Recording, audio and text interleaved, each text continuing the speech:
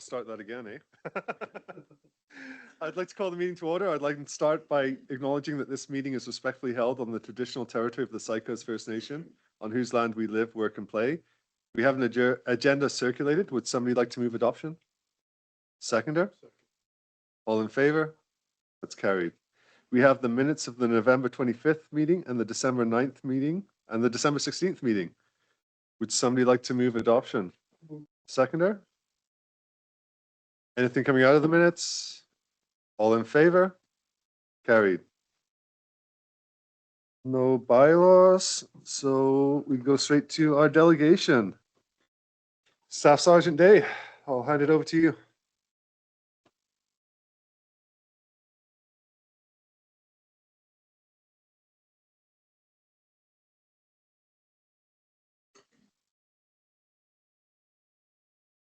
You are on.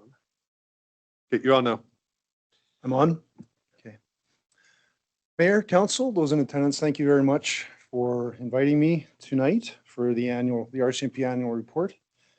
I'll just start with advising you of our current establishment. We have 14 regular members assigned to the detachment here in Vanderhoof, with a breakdown of 10 constables, 1 constable in addition to that is funded by a community tripartite agreement with Sycos First Nations. We have 2 corporals and 1 staff sergeant. Currently, there's 2 hard vacancies. We call a hard vacancy that such as a transfer where there's a vacancy that needs to be filled. So that's due to 2 transfers currently. There's 1 upcoming soft vacancy in April that will be due to an LWOP, due to personal circumstances. And we currently have 1 cadet in field training. It's a 6-month field training that happens. We have another cadet that will show up in May, near the end of May. And we're looking forward to them coming, and he's actually part of this community. So we're looking forward to that.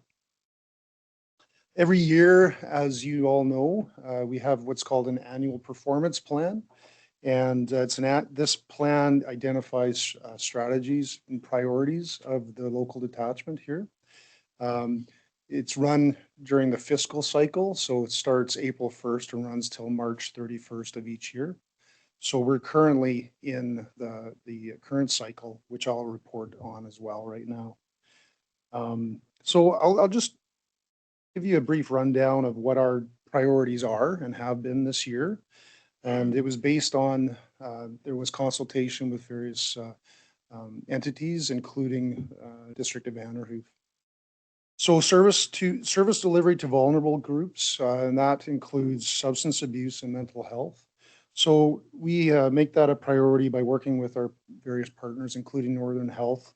We hold quarterly meetings with them and try to strategize and communicate, optimize our communication with regards to how we can better serve those vulnerable citizens of Vanderhoof.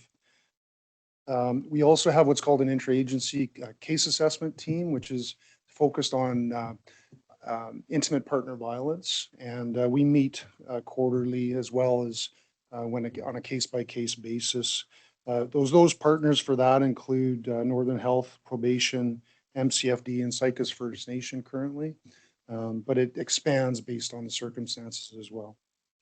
The second priority is enhanced road safety, and we do that by primarily traffic enforcement through violation tickets, notice and orders, and impaired driving initiatives.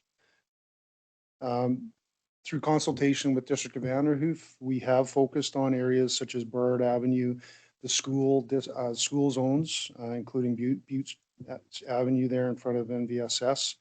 The third priority is contribute to relationship building with Indigenous communities and reconciliation efforts. So within this, we have various youth initiatives, cultural awareness initiatives. Actually, Sycos came and presented to us at the detachment for a cultural awareness piece, which was fantastic.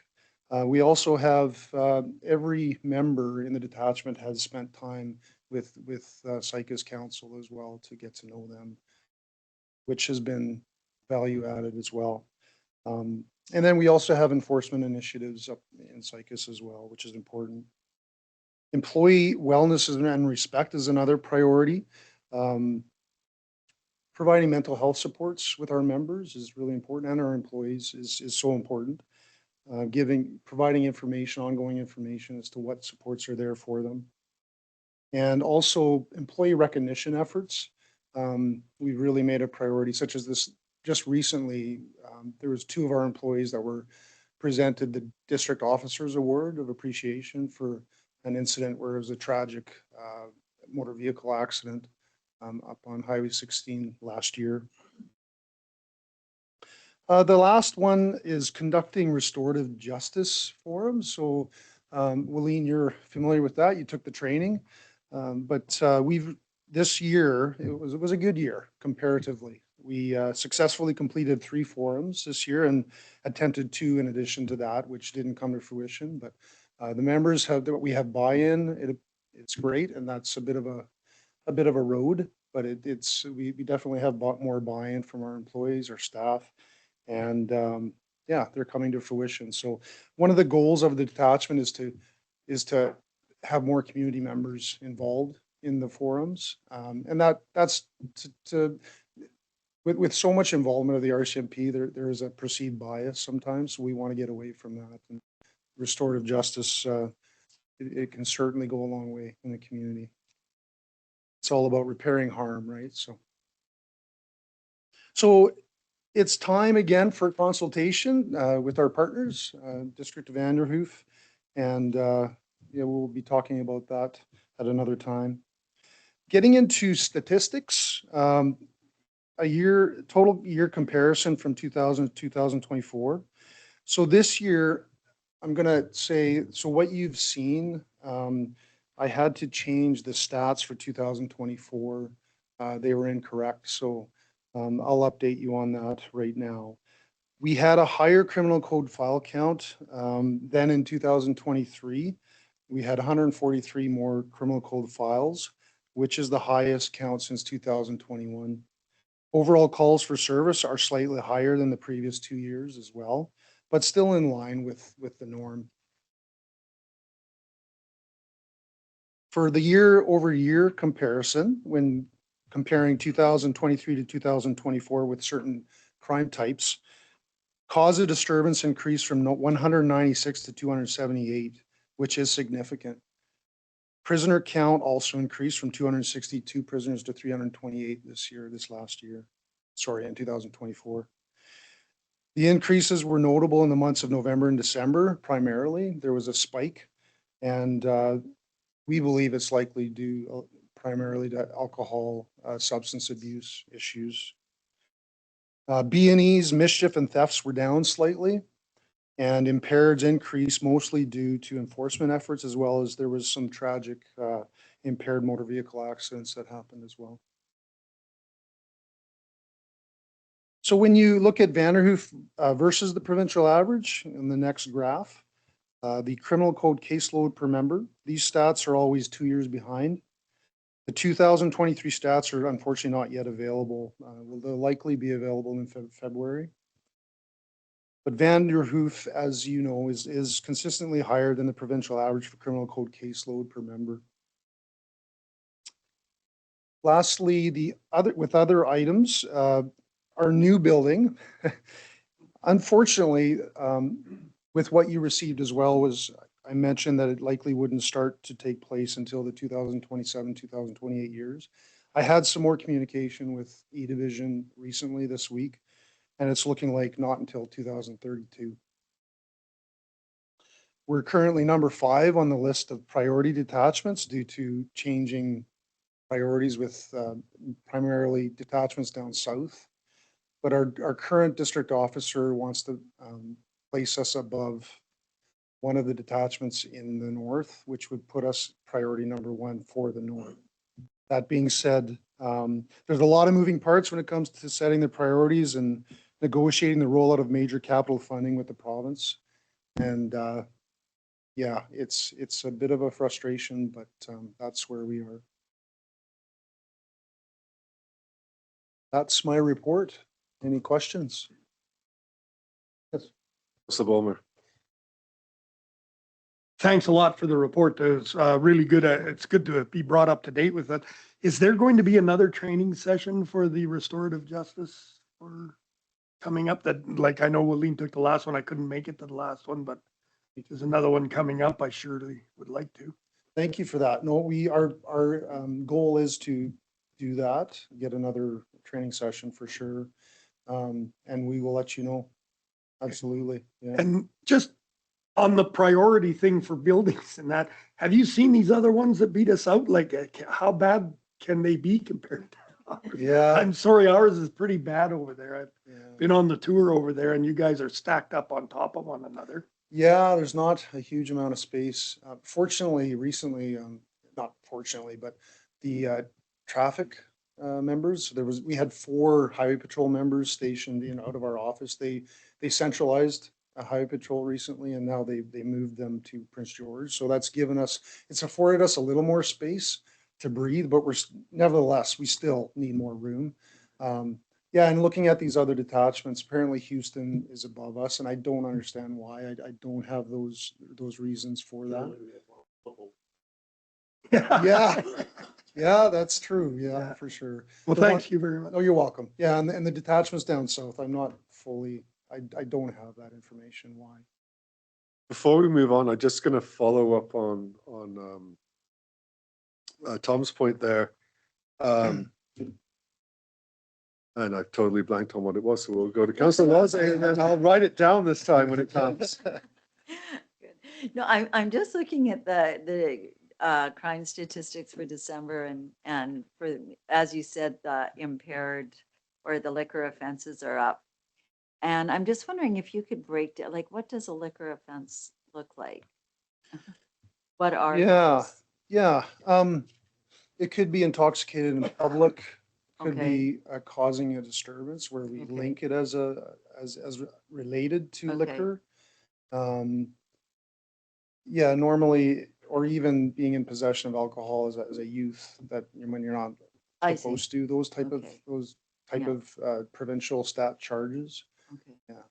And you said you've been, enforcement is probably one of the reasons why it's showing higher. Is Yeah, it? yeah, I would say it's partially due to that, but also call volume. Like we have received, I would say that in the months of November and December, more calls than normal when it comes Okay. to intoxicated persons, cause of disturbance, that sort of thing. Yeah, Okay. and more than normal. Okay, thank you.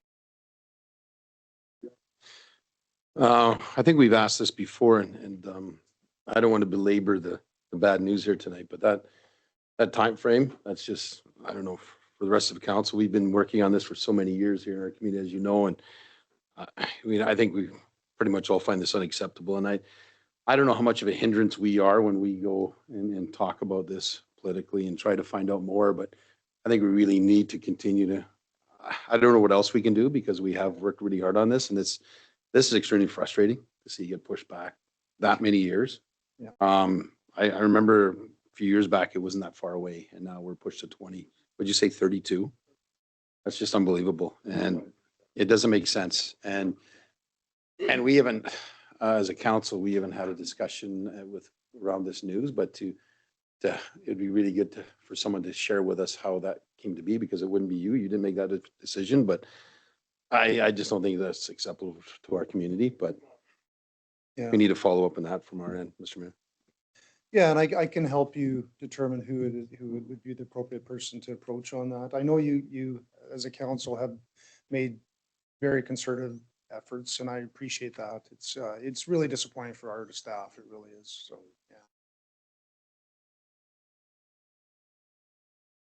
yeah. Yeah, it is for sure. For sure.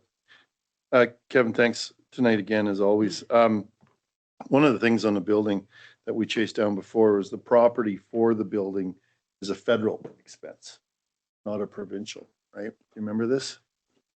Were we correct in that? Is that, It got complicated. We've got some letters. okay. Anyway, that's still those type of things that we can chase down. If it is complicated or if it's something we can tackle, we should try to do that. My thing is you've got the 5 areas of performance, you know, I'm glad to see workplace employee wellness and respect there. It would always be great to lead off with that. Just think that that's a good thing. And, you know, I think we want to make sure your team is in good shape, respected by everybody in the community and amongst themselves. And if you lead off with that, that would be a good thing. Thank you. No, that's So good. just and then prolific offenders, where do we put prolific offenders in? You know, we don't have very many B&Es, but there's definitely the individual that we know that nobody really reports much anymore because the person does more than his fair share and walks around. So what do we do with prolific offenders, and is there new legislation to deal with that, or? Yeah, no, and the previous annual performance plan cycle, prolific offenders was part of that priority. And I think one of the reasons we didn't put it in there this last year is because you're right, we know who we're dealing with. And I'll be straight, Vanderhoof doesn't have a huge prolific offender issue. That being said, it doesn't mean the issue isn't there, right? So that's something we'll continue to visit for sure. And, you know, the individual that I think you're probably talking about, you know, we are in communication with Northern Health about, and, you know, it's certainly something that we're trying to address. And you're right. Yeah, the more reports, the better. Because, you know, the more contact we have with the individuals is the better too. For that person's health too, you know.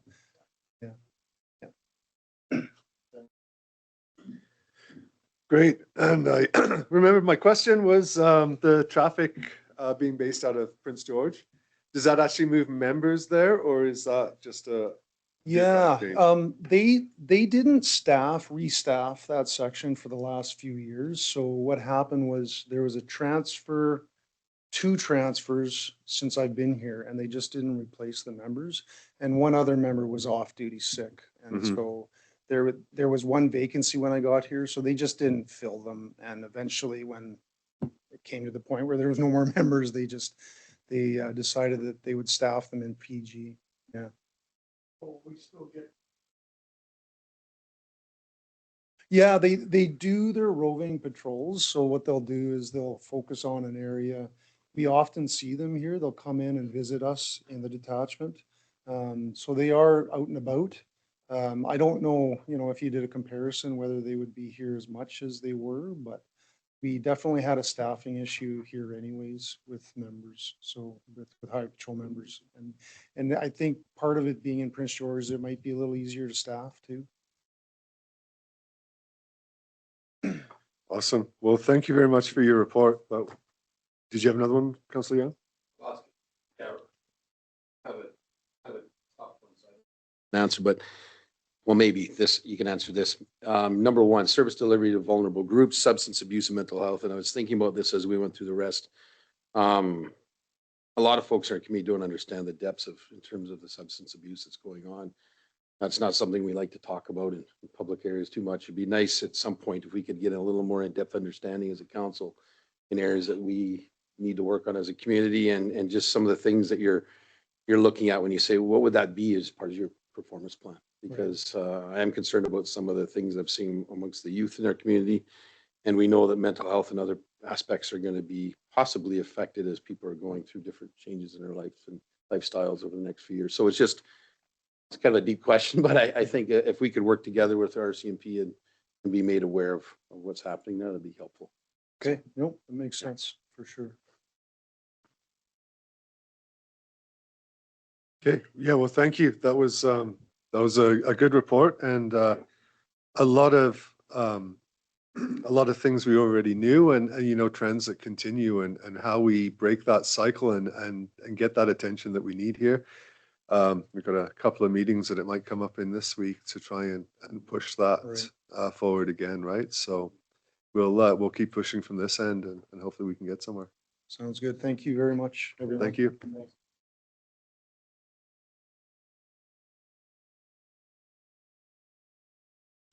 Okay, 6.1. Did you want to handle this one, Rod, or do you want me to take it, or why don't you take it? Just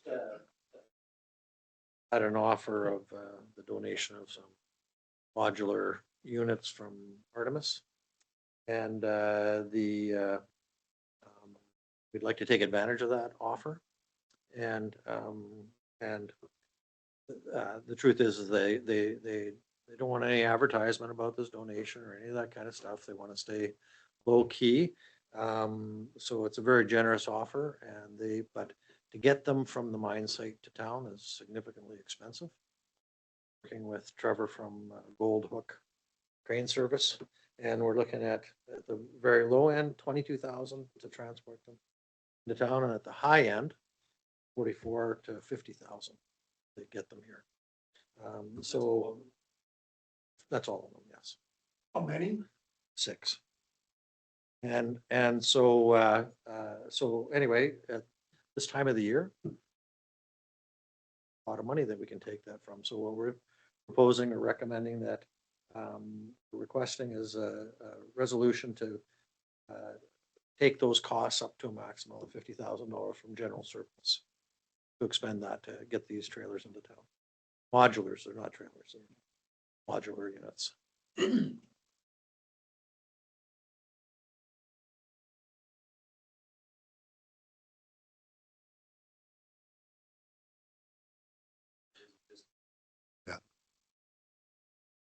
So it's, so the reason why the difference is, and we've asked for, is a crane on site versus, Gold Hook definitely has to take a truck with 2 trailers, which could each trailer could accommodate modular unit, but it's loading them. So if he has to drive his crane down, it's $275 an hour, drive down, load, come back, follow it back up, offload.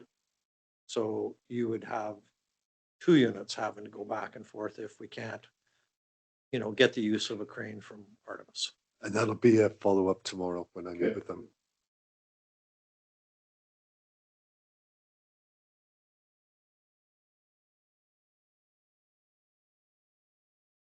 That's really, there's in that, that configuration, there's a wash trailer, so laundry, showers, toilets, and then the rest are all bedroom units. There's no furnishings in anything, by the way.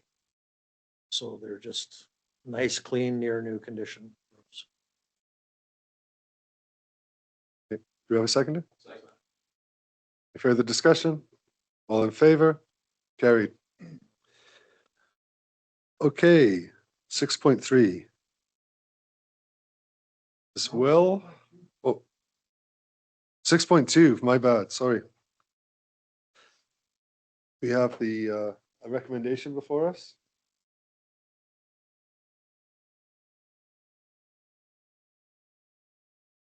And this, well, aside from, we felt that this was necessary. Our corporate officer brought this to our attention. This basically, it kind of lays out the rules of, if everybody just used their District of Vanderhoof email and phones and things like that, then we really wouldn't need this policy. But because there's a mix of use of private phones and private computers and things like that, we have to have this. So it basically tells you that if anything that's business related belongs to the district, doesn't matter what it's on. And if we do get our Freedom of Information request, you have to give us access to all of that. This isn't a local. This is actually not a local requirement. It's right across the country. So, but it lays it out hopefully in fairly clear that that's the expectation. So the recommendation is to adopt that policy as written. So do you want to make that recommendation? Seconder? Any discussion? Yep. So we've done this thing before, right? I mean, if a freedom of information has come in, Yeah. we've had access to our phones and computers, and we send in information. Yeah, Yeah. so we've done that before. It's So just now practice- it's in writing. It's in writing and we're hoping that if it's in writing, that it creates some deterrent to using your private. Yeah. Or at least forewarning people. Thank you. Any further discussion? All in favor? That's carried. Okay, 6.3 now. Is that, I'll talk about the receiving station. So, uh, two things. We have a small pot of money. Actually, it's relatively significant. And it started off with an economic development. It's through the Rural Economic Development Structure Program. Started off with $1 million, and it was going to be a partnering agreement with the mill. That fell through. We went to a boat launch. That seems to have stalled out. This is where it gets a little bit complicated. Is we have this money. We were told in order to keep it for the boat launch, we had to do an economic development and diversification plan. As part of that, that's $120,000, and for that, and then the remainder, they said yes, a boat launch would work. That's stalled out, and at the same time, we made an application to the same program for another $1 million for the connectivity, which will start in the spring. And I received a phone call from the province that said, well, let's not even adjudicate this most recent application, just take that $880,000 and use it for connectivity. And my comment is, no. We have a legitimate use for that money.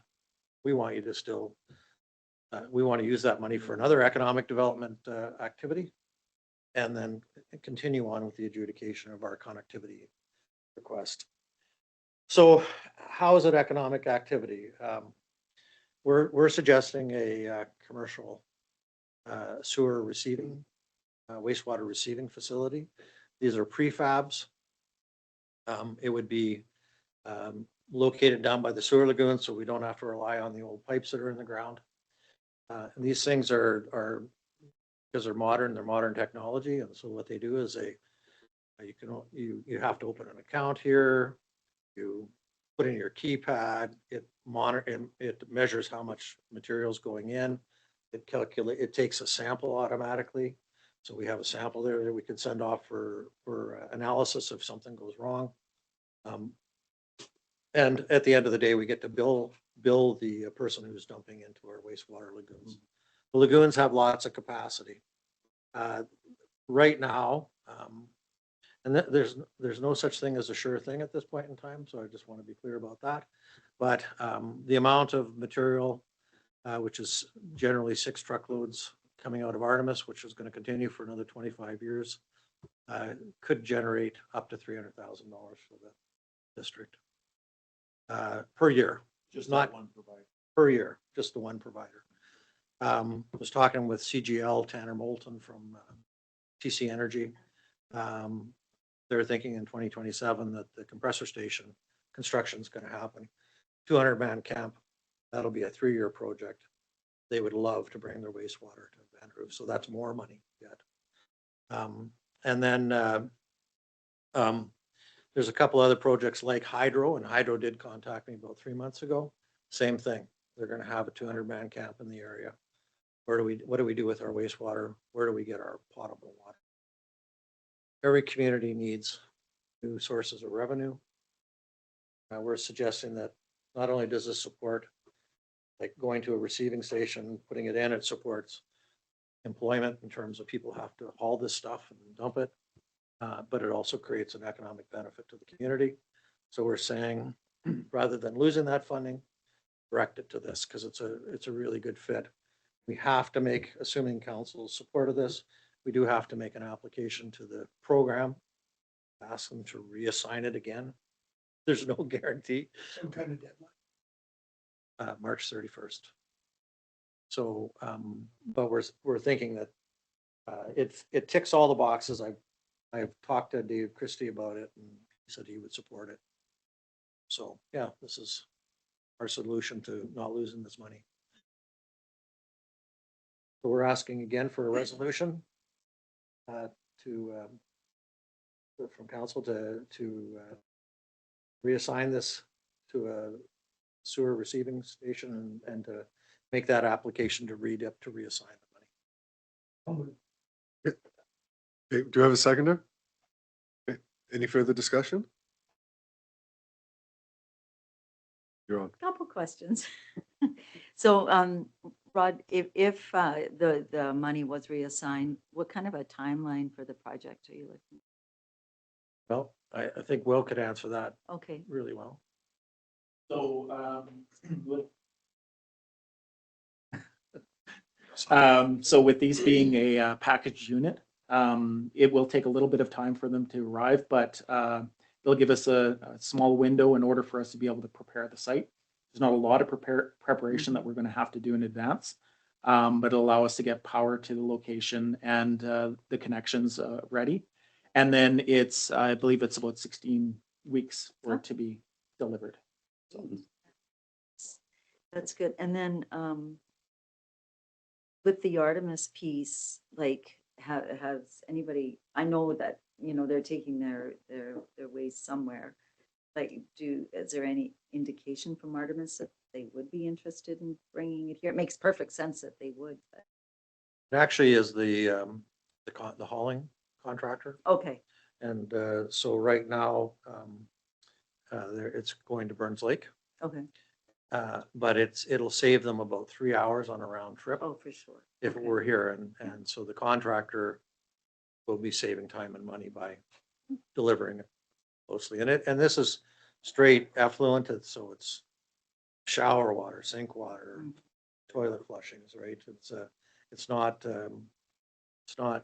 dried or dewatered or Right. anything like that. It's just. So, okay, thank you. Any further questions? All in favor? Carried. Okay, 6.4.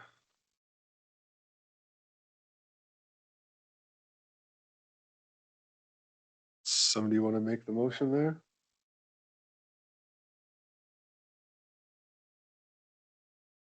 This is just updating the terms of reference. I'll move that we accept. Seconded? Any questions? Seeing none, all in favor? It's carried. 6.5.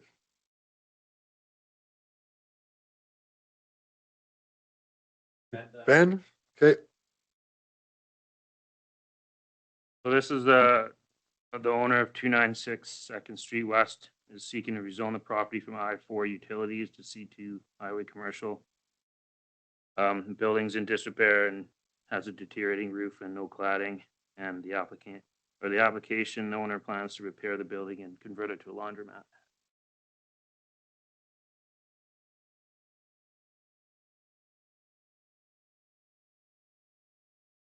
we have a recommendation. Does somebody want to move that to get it on the floor or I'll move the recommendation. seconder? Second. Discussion? Anybody?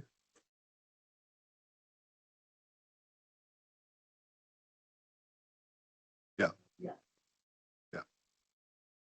Okay, seeing none, all in favor? That's carried. 6.6. This is the 2824.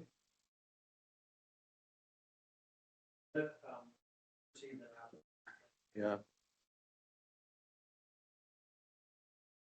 Project proponents for seniors housing complex at 2824 Burrard Avenue. And what they're hoping to do is increase density over the existing bylaw currently exists. I think it's only, I don't know, 5 or 7 units in the entire complex, but we're allowed, council's allowed to waive public hearing. So that's the recommendation at this point in time. We can't make any decisions on this application. It's just simply to start the process of by waiving the public hearing requirement.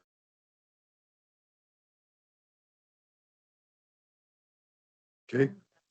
Recommendation? Yeah. Seconder? Any discussion? Councilor Frankel? I just want to make sure that we have all of our, I see our fire chiefs here, just want to make sure that that works with them, and Ben, that works with you, and is that a process that will receive more input? Or have they given okays through their processes? Well, the truth is, So after this, if this gets adopted, there'll be a development permit, a development variance permit. They'll vary size of dwelling as well as parking requirements, and then there'll be a building permit after that. So, once we hit the development permit stage, there'll be plans and more details. so so what we've done is we formed we call a technical working group. That's Public Works, Building Inspection, Fire Department, myself, anybody else we feel is appropriate, finance. And what we do is we get together and talk when we get a building or development permit application. And we do that preemptive discussion and review of what's being proposed. And the intention of having that group is to be able to provide timely response to the applicants so that it doesn't linger, right? It just happens right away. And so, yeah, so that'll be when that discussion hasn't happened yet because not to that point. Again, that timely, so I know that you have to have all the paperwork in front of you and, in order to review it, but I know this particular group is, once every, how long do you think it typically would take to make a decision for you folks to get together, this working group to get together to make a decision, once you have everything in front of you? So what we do is we meet, and then if somebody has a concern, they have 2 weeks to surface Okay. that concern. So try to deal with it in a 2-week period. In a 2-week time period. That's great. Thank you. So you have a mover and seconder, right? All in favor? Carried. Okay, councillor items. We've got the Environment Committee meeting minutes, so we'll start with you, councillor Frankel. Thanks, your worship. Just a quick look, you'll see that the minutes are there. I think in the big picture, we're probably looking at this greenhouse or this food sustainability project, probably we would be a partner, but I don't think we would operate it. So I think we're still working on trying to figure out a few things there. UNBC is taking the scoping document that the committee and Zoe and myself created to try and answer some of those questions, inputs, heat, all of those things. And so the university is going to try and give us some answers on that. And so you'll see those minutes. There are several meetings I probably can't report on forestry and a bunch of other things, but it was quiet during Christmas and now has ramped up severely. So that's all I have. Great. Councillor Leslie. Oh, I didn't. Oh. Oh. What? No, I think I'm good. You're good? I attended the town hall meeting on Thursday and that was good. Sorry. Councillor Young. Just I know him. Yeah, basically the same, the town hall meeting with the minister. That's been about it over the holidays and since we started up. For me, on December 18th, joined the community leaders committee meeting regarding Rio Tinto and the Chaco watershed. Pretty interesting, pretty low number of precipitation or snow equivalent water over the last 30 days. So that would have been the last 30 days of mid-November to mid-December. Currently, the snowpack at that point was 54% of the long-term average in the reservoir area. The reservoir level was at 2,791.65 feet, which is slightly above where it was at. So that was good to hear. And we did get a document from Kevin regarding the snowpack data, and we're currently in the Chaco watershed at 62%, and the Fraser West at 81%. So that's we're still quite worried about what our, our spring and summer are gonna provide, and, so there's gotta hope for some more, snow, rain kind of occur, here in the next couple of months. Met with, some airport user group, to talk about, their interest in using aircraft to fly their forestry crews from our airport up to Sayke and other locations. And so we've met and kind of got it worked out with our public works folks about getting the airport put in a position where aircraft can land and support that group of workers. And so it's pretty exciting, actually. So we'll see how that goes going forward.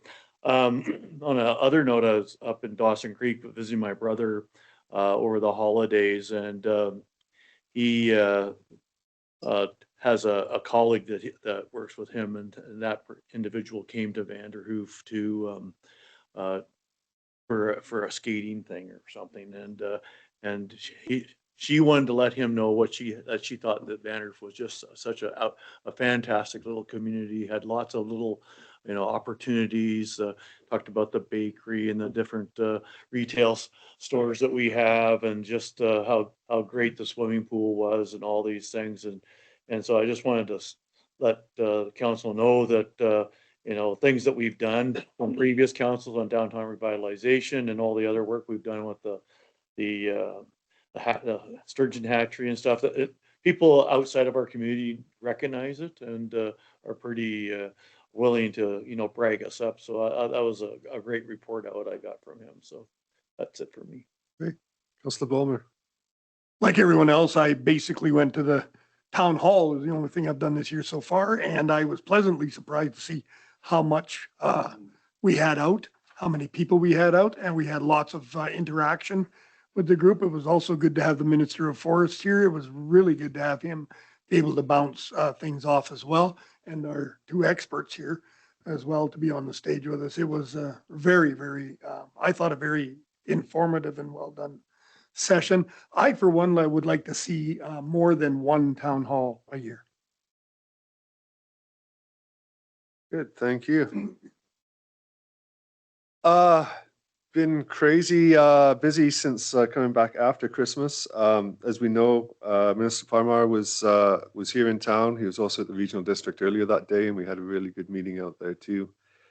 Great to see him. I mean, that's the second time in Vanderhoof since he became the minister, so that's really encouraging, and I really enjoy his energy and his commitment to change things. So the proof will be in the pudding, but great to see that.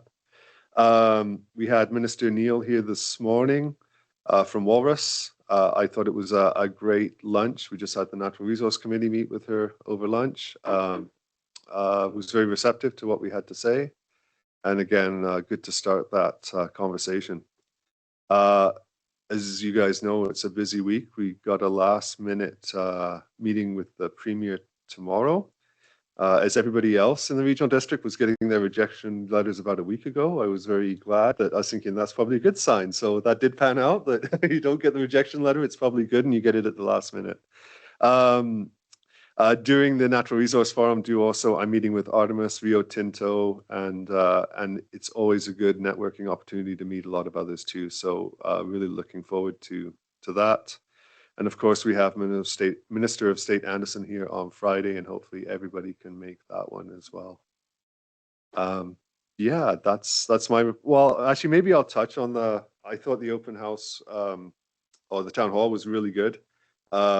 I do think it was, though, having the minister there really made it. And I think, to me, to do town halls, I think you need to have some key outside person there as well, too, right? To bring that outside perspective and outside knowledge in. So I thought it was a good process, but I do think you need that extra little bit rather than just the rest of us as we're normally talking in community, right? So good. Thank you. We have the building permit register. Any questions there?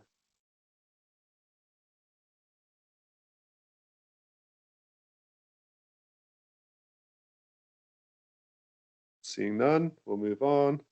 We have the check register. Any questions there?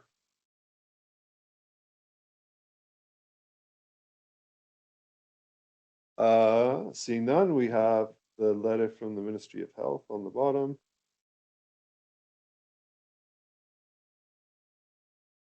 And moving on from there, we have adjournment. Thank you very much. Let's take 5 before the in camera.